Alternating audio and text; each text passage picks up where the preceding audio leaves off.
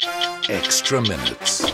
The last time I was in Brazil, we were doing a story with the anti-kidnapping squad. So we were going out into the favelas, we were wearing bulletproof jackets, and it was a very different experience this time, arriving in Rio on the eve of Carnival. So there was already parties taking place, and Brazilians do not need an excuse to party. They'd start dancing at 10 o'clock in the morning, and there was just a lot of excitement in the air. And I think the fact that they're about to host the World Cup and the Olympics, it just sort of added something to the city. So I noticed a huge difference arriving this time. We're in Rio filming a story on the World Cup and the Olympics, whether or not this city will be ready. Traffic, it's chaotic. Safety, it's still an issue. However, have a look over the balcony. The one thing you will be guaranteed if you're in Rio at that time is a huge party. Everyone is dressed up. This is pre-Carnival, so it's not even the big party. And this street parade stretches all the way down to the beach. It started at 10, it goes well into the night, and there's music, there's dancing. They are having the time of their lives. So if you are here for the World Cup and the Olympics, one thing's for sure, it'll be a very big party. Rio's really, it's a city of extremes, because you've got the beauty that we as tourists and as foreigners that we see.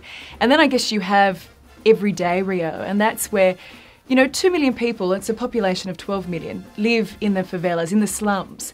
And they're incredibly dangerous places. The complex is very dangerous in the past. Now, the situation is controlled.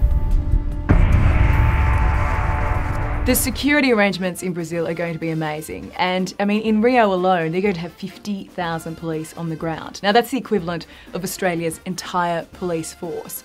So as a tourist, you're going to feel incredibly safe. Of course, you can't do silly things and you got to watch out for pickpockets, but I think they'll pull it off. They have to, and we have this discussion before every Olympics, before every Commonwealth Games, and it typically always happens. But someone over there said to me, if you expect it to be as organised as Sydney or Beijing or London, forget about it. Expect to wait hours and hours in lines to get into stadiums and what have you.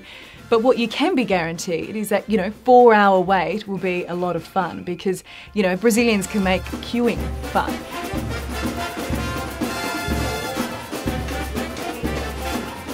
Nobody throws a party like Brazil, and Brazilians, they do not need any excuse in the world, lining up somewhere, stuck in traffic, Brazilians will find a reason to celebrate. So I think as an experience, it will be one of the best World Cups that we've seen.